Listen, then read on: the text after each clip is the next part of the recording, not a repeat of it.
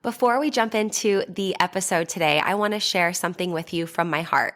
First of all, thank you so much for listening to the podcast. I really can't tell you how much your support means to me. We've been doing the podcast now for almost 4 years. I can't even believe it. And I'm so grateful for each and every single one of you that listens, shares an episode with your friends, sends me a DM or a text message letting me know how an episode resonated with you or any aha moments. Seriously, I couldn't be more grateful to be able to create this podcast. It has been such a blessing in my life, and I love hearing the ways it's been able to provide value in yours as well. One thing you might not know is how much work it takes to be consistent with a podcast. In fact, did you know that the majority of podcasts don't make it past episode number 10? And we are well beyond that. And it's just a lot thinking of the episodes, recording them, editing them, managing the guests, making sure that everything runs smoothly and gets uploaded consistently and regularly. And so that's why I have created an amazing opportunity for you to support the podcast monetarily.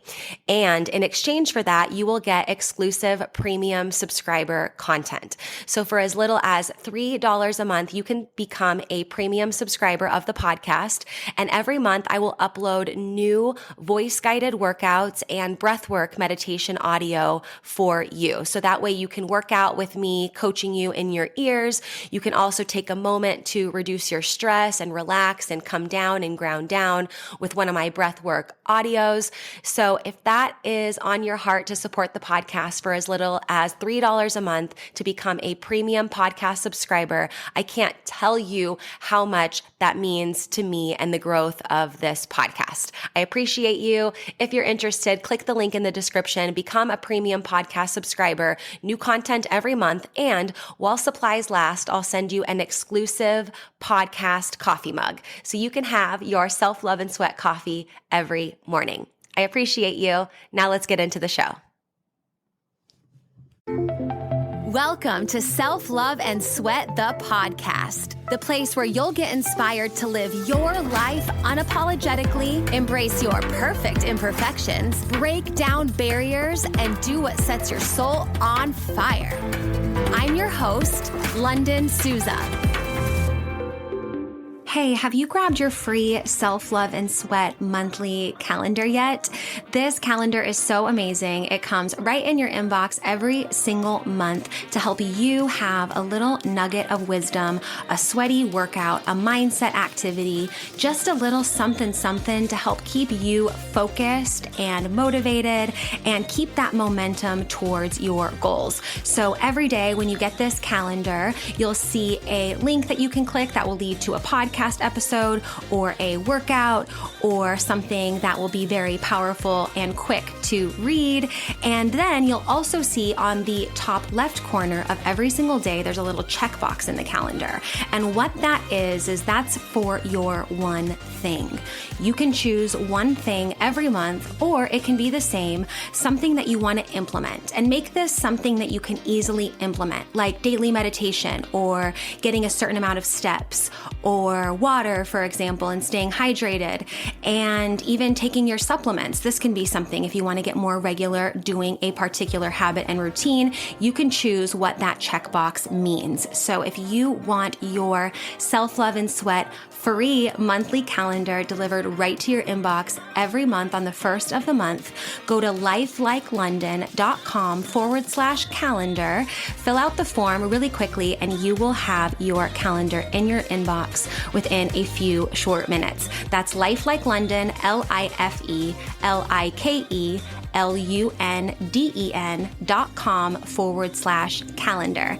Go get yours for free and enjoy this episode.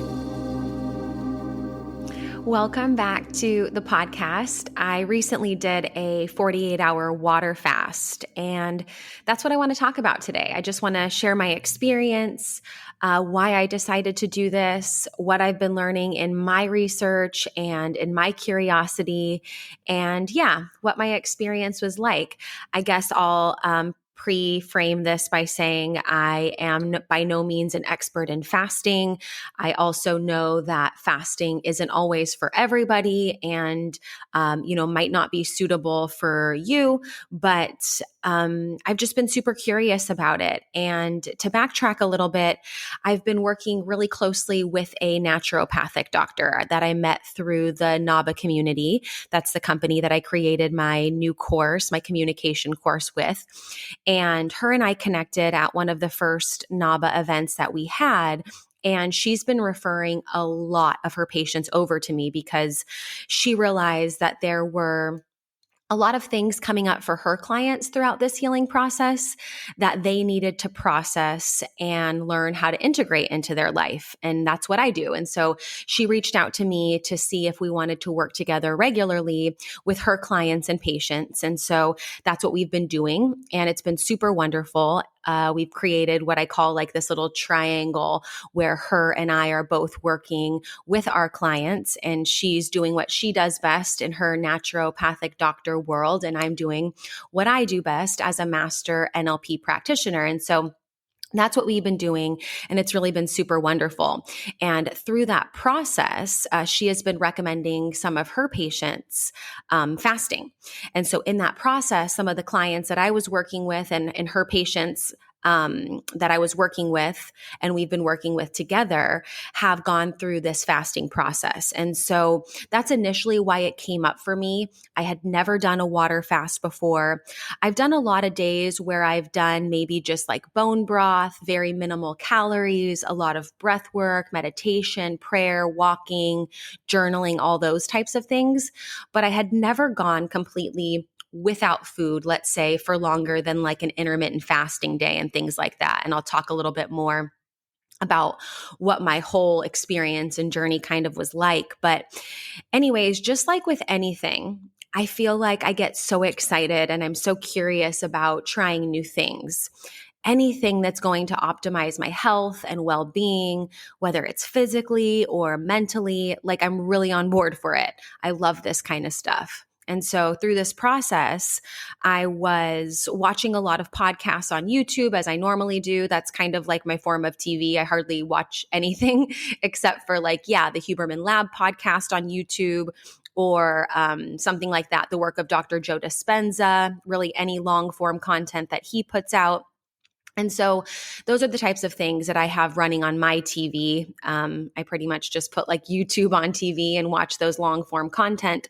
I just really love it. I feel like it's so much more nourishing than what we can find on television or Netflix. And I don't know, I'm not the type of person that likes to numb out by watching shows like that. I really like to learn. I really like to, just kind of fill my brain with more knowledge. And so I watched a particular episode on the Diary of a CEO podcast, which is a podcast. The host is named Steven. I really had never heard of him before, to be honest, but he has a very big platform, a very popular podcast. And he had a guest on there, Dr. Mindy Peltz. And she wrote a book called Fast Like a Girl, which I haven't read yet. I want to read it, but I haven't read it yet. But I watched the interview, which is a couple hours long. And then I watched a few other interviews that she's done on impact theory with Tom Bilyeu. And I just really dove into a lot of her podcast content. So I haven't read the book yet, but the book is really about fasting for women and what that looks like with all of our different phases of our cycle. So it was just totally speaking to me because female hormones and metabolism is so unique. It's very underrepresented in the research. And oftentimes there will be recommendations for what we should be eating and how we should be living, or all these different things. But a lot of the studies are done on men. And so I love what she's done with her message and with her book is really making it very specific for women. But of course, also men can benefit from fasting too, right? So I was watching these videos, these long form podcast YouTube videos, just like, wow, this is wonderful. And she started sharing a lot about the benefits of fasting and what happens during autophagy, which is when our cells start to actually go in and heal themselves. So this fasting state actually puts us in a state where our body is like, okay, something might be wrong. We're without food. So it's our job to clean everything up and get as healthy as possible. That's kind of like the short version of what's happening internally in this autophagy process. And so I just became super interested in it because of the research and the facts surrounding what's happening in our body when we fast for 24, 48, 36, 72 hours, and so on. And so I just got super interested in it. And because I was coaching people who were actually doing it, I was super curious. I was like, I wonder what their experience is like. I want to know what it feels like to feel how we fill those certain voids, right? Like when we're not eating, there's a lot of time that we're preparing for food, shopping for food, cooking for food, eating food, thinking about what we're going to eat, talking to others about what we're going to have for lunch or dinner. So there's like a lot of time that goes into that process. And I knew that. So that was kind of the journey I was stepping into. And then also on a personal level, I have been doing a lot of work ins. I talk about this a lot, like the workouts and the work ins. I was a fitness coach and a personal trainer for over 15 years and was just really all up in that space. And so now I think that the work ins are where it's at. I still definitely work out. I am an advocate of that. But I think that nothing can replace that internal work. And so through this process of doing my own work ins, I was like, okay, I really want to stretch myself a little bit more.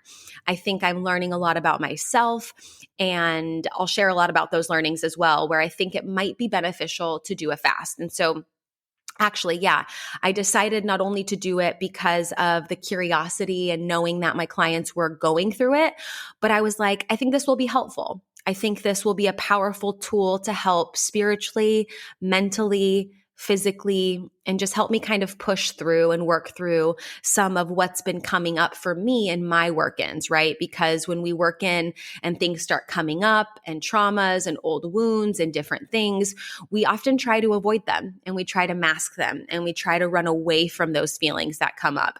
And I really believe that when we move through, it's the better option. Like, let's move through Lunden and let's try to utilize this tool of fasting as you move through. So that was kind of my thought process. But I kind of decided to do this 48-hour water fast on a whim. I went to bed on a Sunday night and I had dinner about 8:30 p.m. And then the next morning I woke up on Monday morning and I just decided, you know what? I'm going to do a fast. So I had already been in a fasted state from 8:30 p.m. that previous night. So I was like, okay, I'm going to go 48 hours. So Monday evening was 24 hours. Tuesday evening was 48 hours when I broke my fast at 8:30 p.m. And so, I just kind of woke up Monday just like, okay, I'm going to do it, right? Which was kind of cool, I think, because I wasn't going to bed on Sunday night thinking, oh my gosh, this is my last meal. Tomorrow I'm not going to be eating, right? It was kind of cool just to wake up and decide to do that. So I was just like, okay, let's go for it. Let's do it. So that's kind of how it started. But to back up a little bit, I've been intermittent fasting for a while now. I've been doing it according to my female hormone cycle. So for me, I don't think that women in our different hormone cycles, I don't think it's always great to always be intermittent fasting. I think maybe other people have different opinions. Like I said, I'm not an expert in this, but what's worked for me and others that I know when it comes to intermittent fasting is, just talking to a lot of my friends who are doctors and hormone experts and metabolism experts. Women are a lot different than men. And so I've been intermittent fasting probably like 1 or 2 days after the end of my period, all the way up until about 4 days before the start of my period, because that's when I feel like I have the most energy. But during that luteal phase of my cycle, going into my period, when I'm on my period, I just sometimes wake up and I want to make a super hearty breakfast and I want to be a little bit more snacky and just not need to be so regimented and just be a little bit more nourishing with food in that space. And so, that's what I've been doing for the last, I think 5 or 6 years. I've been really playing with how intermittent fasting works for me. And so Uh, that's what Dr. Mindy talks a lot about on these podcasts. And I watched it, and it's great. Not just going with 48 hours, but to start intermittent fasting, like bump your breakfast down 1 hour and do that for a few days and then another hour. So before jumping into a prolonged fast, it's really smart to start working on shortening your eating window. And so I've been doing that, like I said, for the past 4 or 5 years where, yeah, I just kind of intermittent fast during those parts of my cycle. And it's been working really well. And I just feel like my cognitive function is so much better in the morning when I don't eat breakfast. I feel like I have a lot more clarity and focus to get a lot of things done. I feel like my brain performance is just so much better. And so, yeah, my eating window is usually anywhere between 10 a.m. I'll have my first meal and maybe 2. So just depending on the day and how I'm feeling. And then my last meal, I usually eat dinner between like 6:30 and 7:30. So, yeah, it's kind of like an 11 to 7 setup, if you will. And sometimes I can go a little bit longer, and sometimes I'm a little bit hungrier. It just depends if I've worked out or whatever. But that's kind of what I've been doing. So I felt like leading up to the 48 hours of just deciding on a whim, right? I had already been working my way up to shortening my meal window, and I felt ready for it. So it wasn't like I just went from, no type of fasting to a 48-hour fast, right? So with that being said, I think you should experiment with shortening your eating window, especially if you're used to having breakfast, like right in the morning when you wake up, and, dinner and then snacks on the couch, and having longer meals in the darker hours of the day. I think it's helpful to shorten up those bookends, if you will. Like if you think of bookends, just like bringing in that eating window a little bit and then going into that fasting state. And, a lot of what Dr. Mindy recommended too was maybe starting with 24 hours. And I don't know, for me, I was just like, I'm going in. I'm going to do 48 hours. I just decided to put my mind to it and went for it. And I'll also say that I made a lot of mistakes. Hey, really quick, I want to interrupt the podcast for just a minute to tell you about one of my favorite supplements for hair, skin, nails, digestive, and gut health. And that is Snap Supplements Super Greens with collagen. Now, if you're following me on social media, you've probably seen me post about this a bunch because honestly, this product tastes amazing and it's jam-packed with nutrients, like I said, to support healthy hair, skin, and nails. It helps support detoxification, a healthy immune system, and there's even probiotics in there for a healthy gut. It's non-GMO, no sugar added, soy-free, grass-fed collagen, and every scoop is going to give you 7 grams of protein. And this is why I love it, because it's not like a protein shake. It's just a scoop of powder. It tastes amazing. I put it in water, or if I want more hydration, I'll put it in coconut water and mix it up. And it's like having a nice, refreshing beverage that's packed with a bunch of super greens and protein. So what I'm super excited about is that for listening to the podcast, you'll get this discount here, nowhere else, but for listening to the podcast. You can save 25% off on all your Snap supplement purchases, including the Super Greens with collagen. And you do that by using code Lunden25 at checkout. That's LUNDEN 25. LUNDEN 25 to get 25% off at checkout. You can shop on snapsupplements.com, or you can shop on my website, lifelikelondon.com/supplements. And you'll see there's already an additional 10% taken off. But you, because you're a podcast listener, you're going to get 25% off when you use the code Lunden25 at checkout. LUNDEN 25 at checkout to get your Snap Supplements, Super Greens, and collagen, and all your Snap supplements for 25% off. Now, let's get back to the show. So I just told myself I'm going to do a water fast. So I only had water, but I really forgot. And really, honestly, I should have known this. It's just so funny. We all, we know things, and sometimes we do otherwise, or we just forget that we know things. But I didn't have any salts or mineral water or hydration salts, which I think would have been so helpful for my physical and cognitive function throughout those 2 days.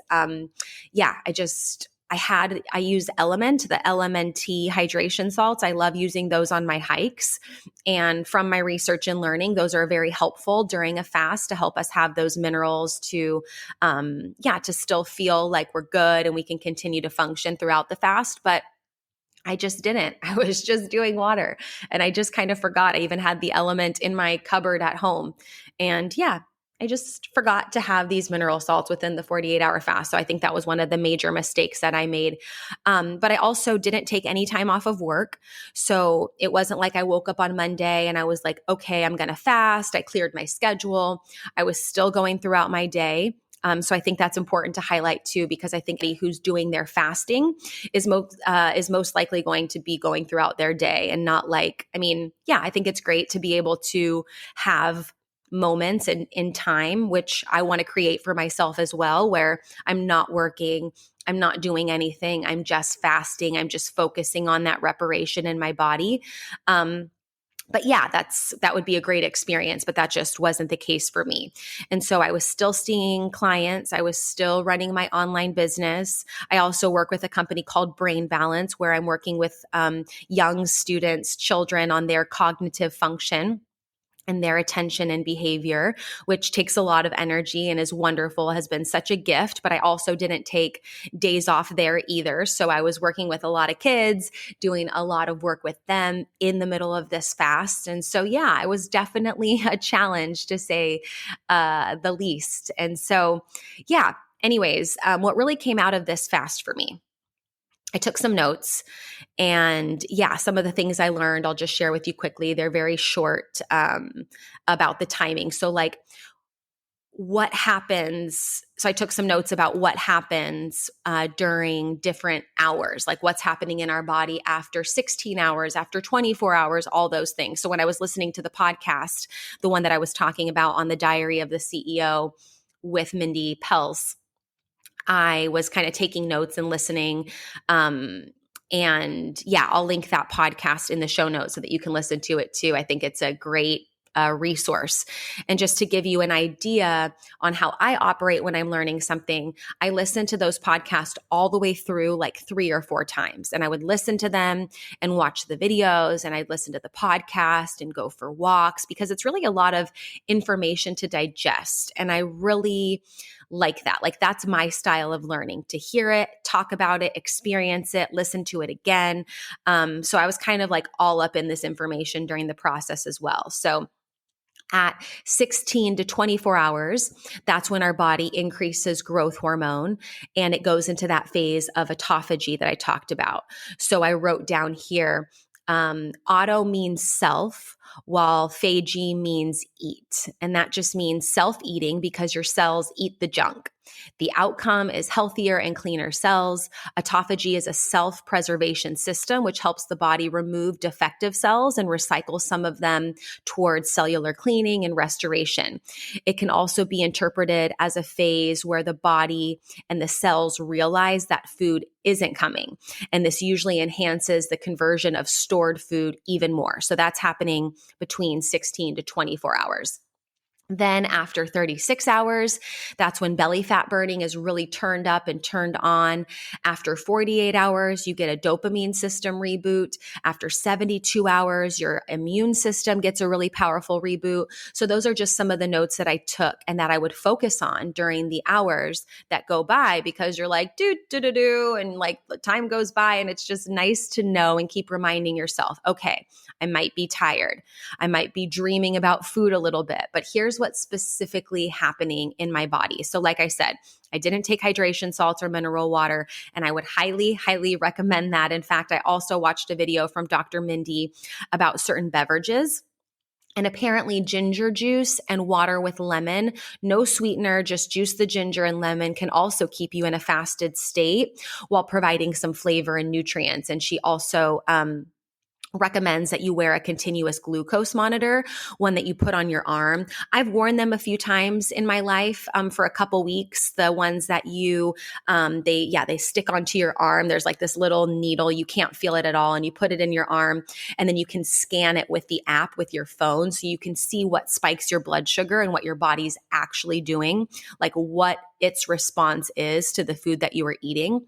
And so Those were some of the beverages, the hydration salts, the mineral water, even lemon in your water and things like that, that I didn't do. And I definitely look forward to doing them next time I fast, because I felt like, oh, it would have been so nice to have some flavor.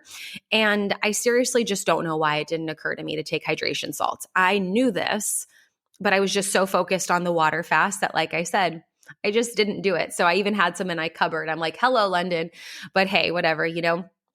And so, yeah, but what I did is I just really prepared to meditate a lot and do breath work and things like that. So I was like, okay, I'm going to dive more into meditation, more prayer, more breath work, more journaling, more walking, which actually also became a little bit challenging. Like after a while, I couldn't go on multiple walks. I ended up just kind of walking to a bench that's outside where I live and just sitting and relaxing in the sun a little bit, because yeah, a 10-minute walk really felt like maybe a 45-minute to an hour walk would have normally felt.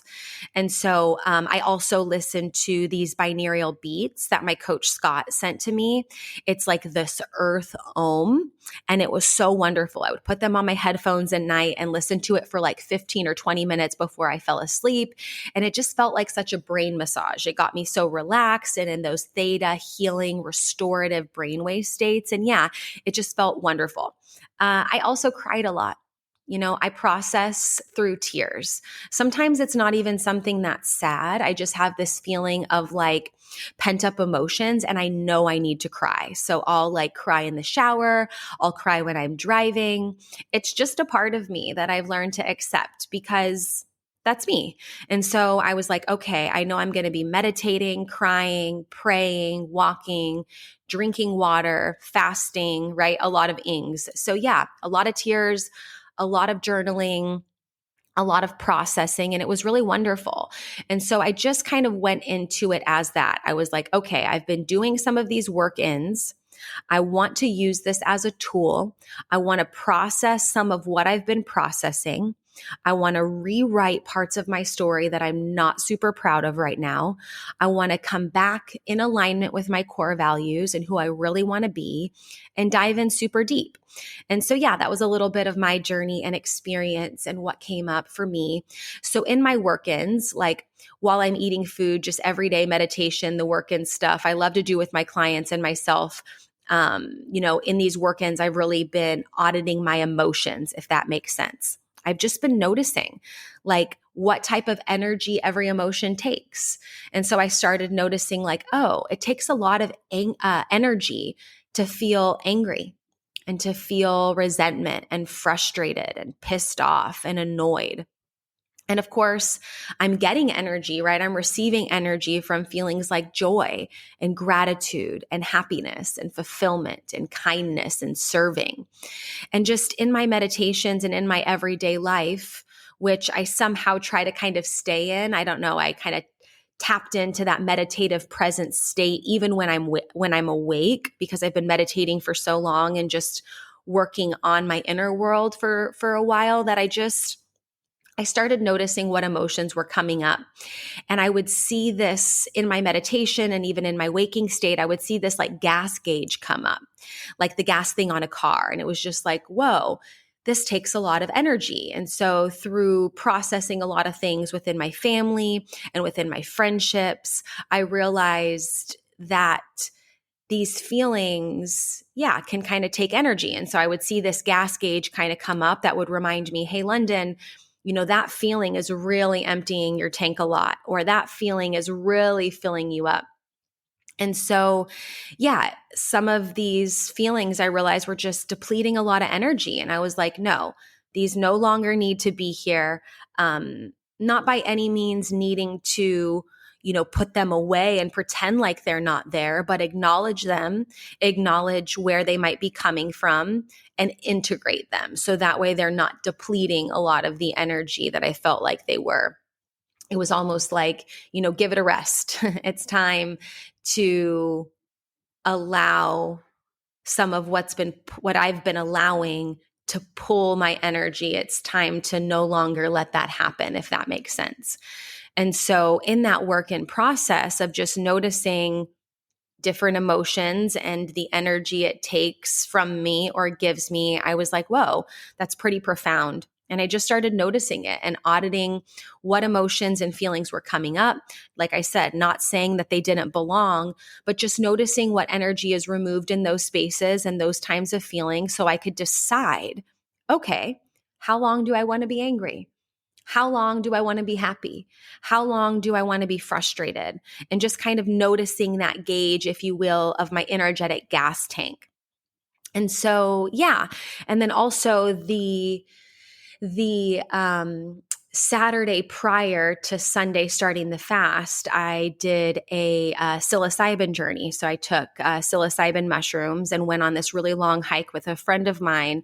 And when I got to the top of this very strenuous hike, and then we just had a great experience at the top, and then we came down, I started to really feel the physical energy that's exerted through movement. And I started to really appreciate my body's ability to exert that physical energy, and started to see working out differently as well. I'm like, working out is not a means to lose weight and burn calories and look a certain way. Like, working out is an opportunity to strengthen my physical body, and working out is an opportunity to appreciate my body's capabilities. And so that psilocybin journey for me was super profound on Saturday. So then going into this fast, yeah, I was just really able to feel like what everyday life takes in terms of energy. And so during this fasting process, I was writing emails and noticing it took, the energy it would take my fingers to like actually type out, like especially after 24 hours of no food. For those of you watching this video or watching the podcast on video, I'm very expressive. I'm using my hands. I'm, turning my head. I'm looking around. Like, I'm very usually expressive when I communicate. But like, when I was fasting and on calls with my clients and on Zoom meetings or whatever, like, I wasn't using my hands. I was sitting. I wasn't tapping my foot. I was sitting in a more relaxed position. Like, it takes a lot of energy to hold good posture. It takes a lot of energy to use your hands when you talk. It takes a lot of cognitive energy to function on a day-to-day basis. And you just start to notice all of that. So I just got really slow, even in my walks. I'm like, wow, each step takes energy. And so I don't know, the experience for me was really like a check, an overall check of myself, like a recalibration, to be really appreciative of the energy I give every day, very mindful of the energy I give every day when it comes to thoughts and feelings and emotions. Because some of those thoughts and feelings, like anger and frustration and resentment, like those were all repetitive thoughts. And those were things that I was thinking, and then anger would come up, and it was like this domino effect. And I was like, wait, hold up. Let me zoom in here and recognize these dominoes a little bit, because I don't want to default to some of these emotions anymore, because it takes a lot. And so, yeah, there was a lot of ownership in that moment of like, it's me. Hi, I'm the problem. It's me, that Taylor Swift moment. Like, I needed to remember and redistribute, if you will, my energy. And so that's kind of really what came up for me. And, I didn't realize, this is so interesting. I didn't realize what kind of state I was tapping into when I was fasting and healing. I mean, of course, there were moments that I was hungry, and I knew kind of what to expect when it came to needing to, to notice that, like I said before, there's a lot of time spent thinking about food and a lot of those things. But I didn't realize kind of what state I was tapping into until I started reintroducing food after 48 hours. I had this chicken broth veggie soup that my neighbor made me, and it was so delicious, and I had it in my freezer. And so I was like, even towards that 48-hour mark of breaking my fast, I was like, I'm so tired. I don't even want to go to the grocery store to get food. And I was like, oh yeah, I have this soup in my freezer. So I defrosted it and I made that. And so I was like eating and, taking it spoonful by spoonful. And it was like so delicious. And I started to get my energy back. And it was really interesting the journey that my brain went on from being in this fasted state to a not fasted state. I just started to like those realizations that I mentioned about the gas gauge and the energy it takes to feel certain types of emotions, and appreciating the energy it takes to move my body and be active in this world. I was just like, oh yeah, it just makes so much sense from what I've been experiencing in my everyday life and what I experienced in the fast in terms of just checking my energy distribution and things like that. And that's when all of like the click, click, click, click, click downloads, if you will, like all those realizations came. Because yeah, I was making these new connections on my way from a fasted state into a fed state, if that makes sense. But I didn't, scarf down a bunch of food that night because I didn't want to feel like crap. I just had a big bowl of soup. And then the next day I went out for lunch with one of my grandpa's classmates. She's 85 and her granddaughter, my grandpa connected us because we both live in Utah. And so me and her granddaughter, we went to the Nordstrom cafe, and oh my gosh, I had the best BLT ever with fries. So I definitely refed myself and had a good nourishing meal. But I was like, okay, I don't want to do it right in the evening after I finish my fast. Like I just didn't think that was going to help me feel good to go from not eating for 48 hours to then all of a sudden scarfing everything. I also just didn't think that was the point. I didn't think that was the point to go from no food to all the food, right? I thought the point, at least for me, was to start to integrate nourishment, nourishing thoughts, nourishing food kind of bit by bit. And I just didn't want to feel super stuffed. I wanted to feel satisfied and nourished. And then I went to bed, and in my head, I knew, okay, tomorrow I'm going to the Nordstrom cafe with my grandpa's classmate and her granddaughter. I took a peek at the menu and I was like, oh yeah, I'm going to get that BLT and I'm going to get those garlic fries. And so it was just such a wonderful experience. And I think that's kind of everything I wanted to share, but I think it's super cool. And like I said, it might not be for everybody. Check with your doctor, figure out what works best for you. But I just think it's super interesting to learn about what our body does to heal and repair itself. And I think it makes sense because we're in a society where people just eat all day long, all the time, have convenience, be able to just eat whatever you want, have, stop at a gas station, fast food, drive through a window, and it's not always the cleanest and healthiest options, and I'm down, right? I love French fries. I'm not perfect. It's not like I'm eating perfect all the time. And I think, this is something that I'm going to be incorporating into my life more often. And so what I thought, just to share kind of what I think I'm going to be doing moving forward, is like about every month or every other month, according to my cycle and also where I am in the world, right? Like I was working while I was fasting, but I was at home. I don't know if I want to be fasting while I'm on vacation or traveling abroad or things like that, just because I know that's already stress on my system. So I don't want to cause even more stress. I don't want it to be regimented, my fasting routine. I want it to be welcomed. I want it to be helpful. I want it to be a space where I'm inviting in whatever needs to be at that moment, whatever needs to be learned. And so it can be easy to focus on food 24/7 when you're fasting. But I was like, okay, where's the growth? Where's the learning? And I also shared with a couple people that I was doing this fast because I felt like I know that they have my back. Two very powerful, profound men in my life. I shared it with them. Scott, my coach, my life coach that I've been working with for, 5-6 years.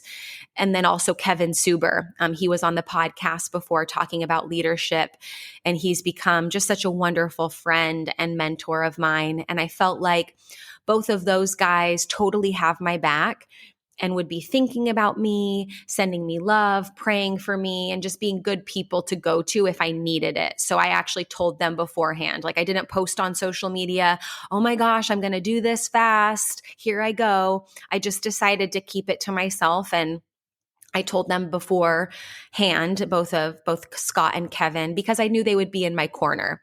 I was like, I'm going to be fasting, and I'm probably going to be crying and meditating and praying and processing and just loving myself. So just FYI, that's what I'm going to be doing. And so, yeah, I think it's cool. I mean, you don't have to tell anybody. You don't have to shout it from the rooftops, but I just thought for me, it would be helpful because I might need some input or perspective or encouragement from them. And so I just kind of kept them there in the loop. But yeah, I think if you're interested in fasting, I'll put a lot of resources in the description.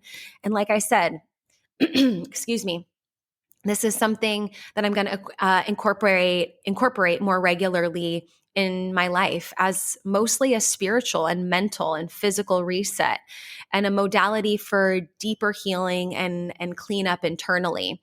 And so I'll be talking about it much more on social media and perhaps again on the podcast. It would be such a moonshot to have Dr. Mindy Peltz on the podcast. So let's see if I can get her on the show. But I think it's just wonderful. I think that, if you're interested and you want to talk about more about my experience, just shoot me a DM on Instagram. I'm at Life Like Lunden, and I'd be happy to chat and, just share more about my experience. Check out some of those resources. Do your own research, decide for yourself, check with your healthcare practitioner and decide what's right for you. And I guess I should also mention that I had all my blood work and my hormones and my thyroid and everything checked a month ago, and everything was like pristine, which was great. So I knew I had done that check under the hood to make sure that I, am all good in a sense. But the cool thing about fasting, and it's not the case for everybody, like I said, but it's a great modality of healing. So even if you were to find imbalances in your lab work, I know that fasting could potentially be a good modality for healing.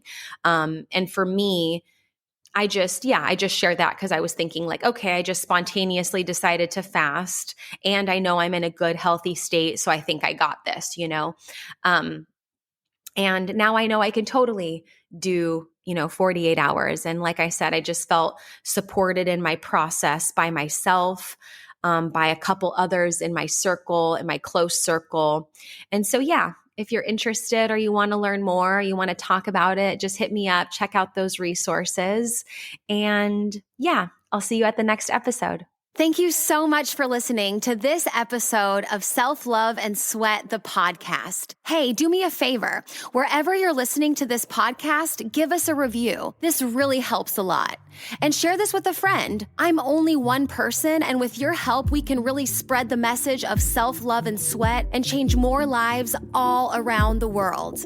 I'm Lunden Souza, reminding you that you deserve a life full of passion, presence, and purpose, fueled by self-love and sweat.